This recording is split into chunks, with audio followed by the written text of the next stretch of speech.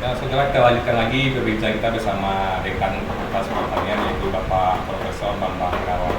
Pak, perbincangan kita jadi cukup menarik Pak ya, mulai dari judul hama sampai ke lahan pertanian pangan Pak. Pak, dapat katanya informasi Pak, lahan pertanian itu setiap tahun itu berkurang Pak. Terus berapa sih Pak dan upaya untuk mengatasi kekurangan lahan pertanian dan upaya apa sih kan dilakukan oleh Fakultas Pertanian ini sendiri sih Pak? Jadi data kita ya, data kita apa nih? Saya coba data dari Bappedato, rata-rata Jambi ya, turunan lahan pangan itu sekitar 30% dalam 5 tahun terakhir ya. Jadi sekarang kita berada di kisaran sekitar 60-an ribu hektar kurang lebih.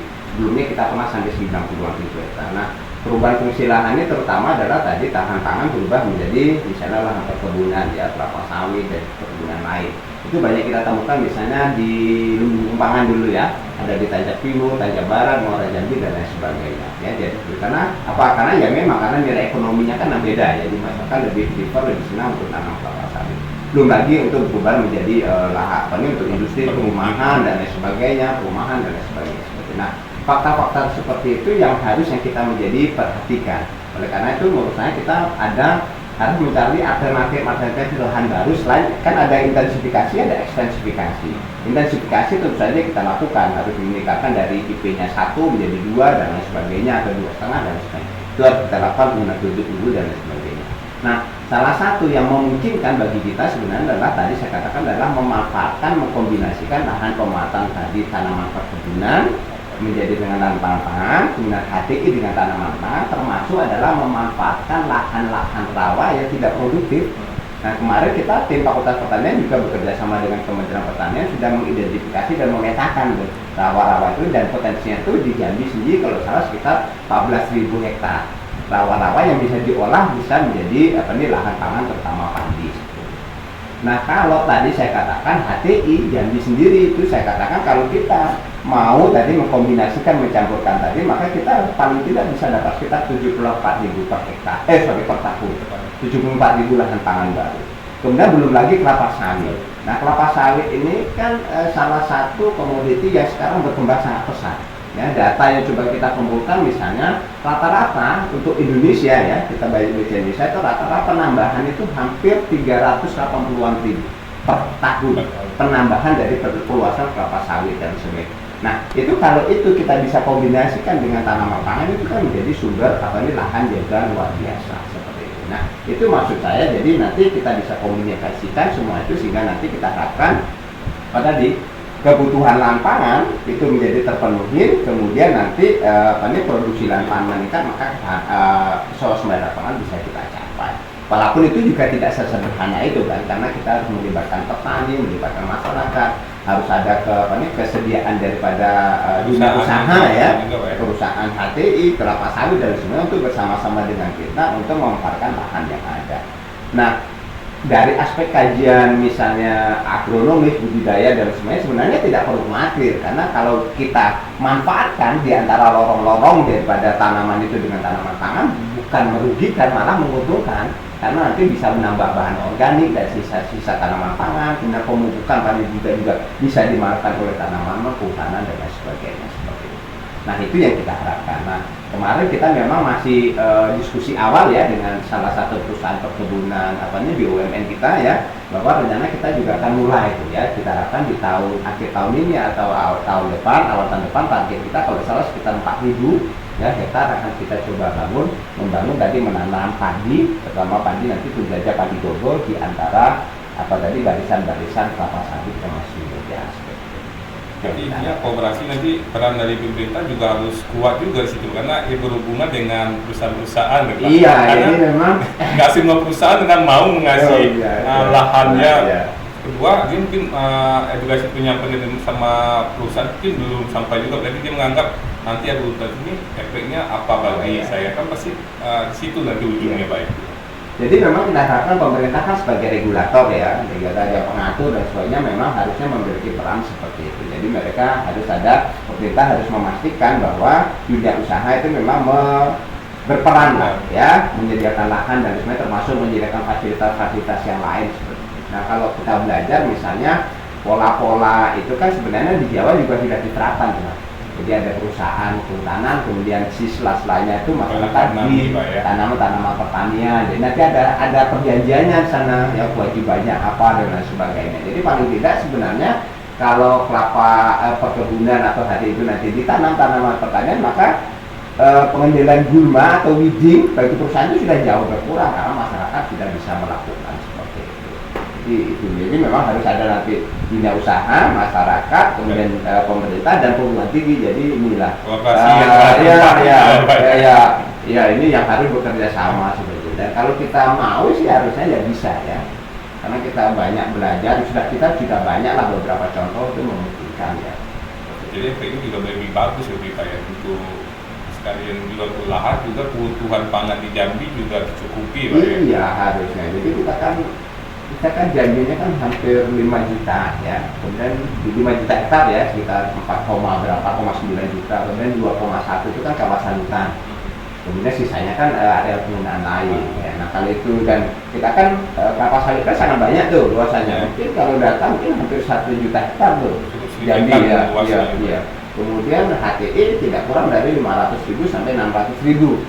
Nah itu kalau kita kelola bersama itu potensinya sangat luar biasa. Mungkin untuk dari program Bapak yang akan lakukan akhir tahun atau awal tahun depan Pak ya, itu ditaktikan berapa ton jumlah kawasan yang akan dibuat. Jadi gini, kita sebenarnya pola tanam campur itu beberapa kali sudah kita terapkan. Jadi untuk awal ini kita akan coba bangun demo plot dulu. Ya demo plot, jadi kita memberikan contoh bagaimana memberikan bukti ya, maksudnya bukan contoh, memberikan bukti bahwa penanaman antara tanaman pertanian, taman pangan dengan HTI dan tambah dengan kelapa sawit itu memungkinkan dan tidak memberikan dampak jelek kepada perkebunannya maupun hutan tanaman industrinya seperti itu. Nah, untuk tahap awal mungkin yang akan kita bangun di HTI, desain awal kita adalah mungkin kita akan buat proyek percontohan sekitar 10 hektar minimal. Kemudian nanti kalau yang dengan perkebunan itu kalau komitmen kita sama-sama mungkin ya kita harapkan nanti kita bisa bangun paling tidak sekitar ya 4 target kita adalah 4.000 hektar. Karena ini setahu saya kan BUMN juga sudah dapat kewajiban tuh Mas. Dan perkebunan kita kan juga punya kewajiban seperti itu. Dan kita harapkan nanti kita bisa berkolaborasi untuk mewujudkan hal tersebut. Nah, ini harapan kita ke depan didorong lagi Pak. Jadi penambahan lahan pertanian ini juga terus bertambah Pak ya. Karena dari data yang dalam 5 tahun terakhir kan juga cukup signifikan ya penurunan jumlah lahan pertanian terutama lahan pangan Pak ya. Karena berjelas Pak, karena pangan juga kebutuhan yang paling utama bagi kita masyarakat Jambi, khususnya Indonesia Pak ya. Ya kalau pangan itu kan tidak hanya kebutuhan bernilai ekonomi, tapi juga bernilai politis. Ya, kalau kita tidak bisa memenuhi kebutuhan pangan kita, kemudian kita tergantung kepada negara lain, misalnya bayangkan tuh kalau negara lain terjadi bencana atau terjadi perang, kemudian mereka tidak bisa ekspor kepada kita, terus bagaimana kita bisa melakukan itu yang kita lakukan. Jadi kolaborasi. Jadi kita bangun awal tadi dan kita harapkan nanti ada inisiatif dunia usaha kemudian didorong oleh pemerintah. Ya kalau perlu pemerintah ya bisa memaksa lah sedikit banyak ya. Anda wajib seperti itu ya yang harus dilakukan. Dan sektor kehutanan kan sekarang sudah ada multi usaha kehutanan seperti itu. Jadi kehutanan itu boleh berusaha lain selain hutan itu sendiri. Kalau kita bicara HTI ya. Sebenarnya fokus lain Fakultas Pertanian adalah kita akan coba mengembangkan juga pangan alternatif. Apa itu? Jadi kita dorong adalah nanti umbi-umbian. Ya, kalau di Jambi ada keladi, mungkin ada kenal tuh Kemuna. Mungkin tidak tahu ya, banyak anak muda tidak tahu Kemuna. Malah beberapa kita diskusi dengan dosen-dosen itu Kemuna apa tuh? Apa itu Pak ya? Kalau bahasa Jawa dulu ente. Jadi kalau keladi itu dia rata-rata ya hanya satu tuh umbinya. Begitu kita cabut habis kan, panas. Tapi kalau Kemuna itu tidak. Jadi ada anak-anak di dalamnya. Nah itu yang kita harap kita bisa manfaatkan itu dan gitu. Kita sekarang sudah mengumpulkan tuh beberapa varian-varian Kemuna yang ada di Jambi dan nanti akan kita kembangkan dan kita akan memulai proses inisiasi untuk pemuliaannya sehingga nanti kita dapatkan Kemuna unggul. Kemudian harapan kita juga nanti teman-teman teknologi hasil pertanian itu nanti akan mengolah Kemuna menjadi sumber-sumber tepung yang baru. Nah, selain kemunak kita juga mengembangkan uwi. Uwi itu juga tanaman hutan, umbi dia. Sejenis Umbi gitu, Pak, ya? umbian. Dan itu kita sudah penelitian kita sudah banyak penelitian menggunakan uwi itu, umbi itu untuk menghasilkan tepung untuk mengganti nanti misalnya gandum. Gandum kita coba lihat kue-kue, hampir seluruhnya mungkin 90% kue kita tuh adalah dari gandum. Tapi di Indonesia itu tidak ada produsen gandum, hampir tidak ada produksi gabung yang ada di Indonesia. Jadi kita hampir, bukan 90, hampir 100% itu kita impor. Dari luar, Pak, ya? Dari luar, nah itu yang harus kita coba ganti seperti itu. Nah itu kita manfaatkan tadi, potensi pangan lokal. Bayangkan kalau kita bisa menghasilkan dari uwi atau dari kemunak tadi 30 atau 40 ton. Bahan segar tadi per hektar. Ya, itu 1 hektar, kita punya 10 hektar, 100 hektar berapa banyak bisa kita. Nah itu yang akan kita lakukan dan akan kita fokus seperti itu yang kita lakukan.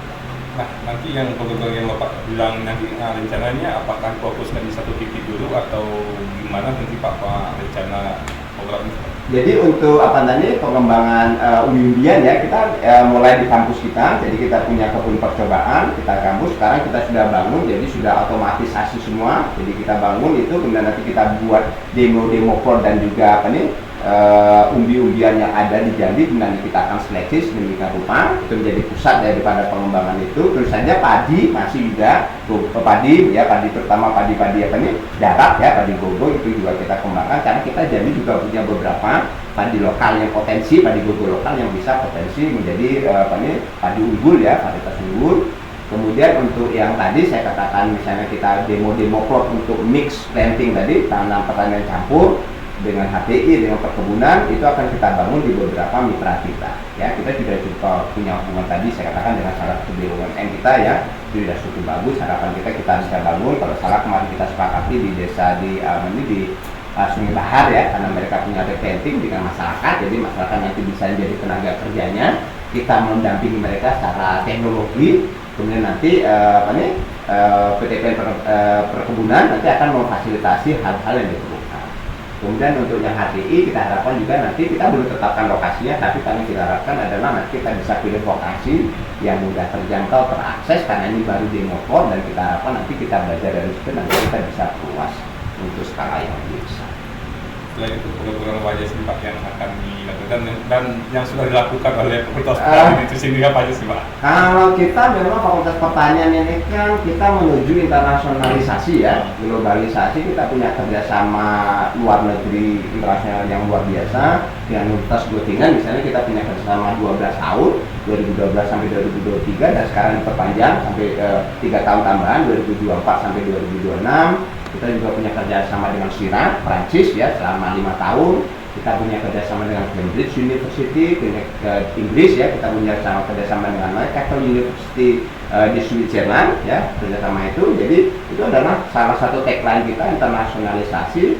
Tentu saja tidak yang internasionalisasi yang membumi ya. Kata lagi kita juga melakukan penelitian-penelitian yang berbasis bahan lokal, materi lokal, masyarakat lokal. Dan kita juga untuk untuk peningkatan layanan dan jaminan kualitas layanan kita juga melakukan akreditasi. Jadi kita punya 10 program studi, 6 S1. Nah, 6 S1 itu 4 sudah terakreditasi internasional, masih in Jerman. Kemudian 3 sudah unggul. Jadi prodi S1 kita tuh yang masih baik sekali itu cuma 1. Dan kita harapkan tahun ini juga unggul. Ya seperti itu. Kemudian yang S2, kita punya S2 agribisnis dengan agrikekonomi S2, insya Allah nanti di bulannya juga visitasi untuk akreditasi unggul seperti itu. Jadi saya harapkan nanti sudah itu 8 itu sudah akreditasi unggul. Kemudian kita masih punya agrobisnis ya, diploma 3 dan juga profesi insinyur. Ini juga masih ya, harapan kita kalau unggul mereka agak sulit ya, kan memang jumlah mahasiswa masih terbatas. Kita harapkan nanti bisa tetap mempertahankan baik sekali. Artinya kita nanti di 2025 sampai 2026 dari 10 program studi tadi, kita 8 itu sudah unggul atau sudah akreditasi internasional. Supaya kita bisa berkompetisi dengan perguruan tinggi yang lain. Pak, mungkin ini waktu juga yang membatasi kita Pak, mungkin di lain waktu mungkin akan kita bahas lagi Pak. Ya, soalnya menarik sih Pak terkait ketahanan pangan yang ada di Jambi khususnya Pak ya. Nah, sementara itulah perbincangan bersama Dekan Fakultas Pertanian Universitas dan waktu juga yang membatasi kita. Kompas TV independen.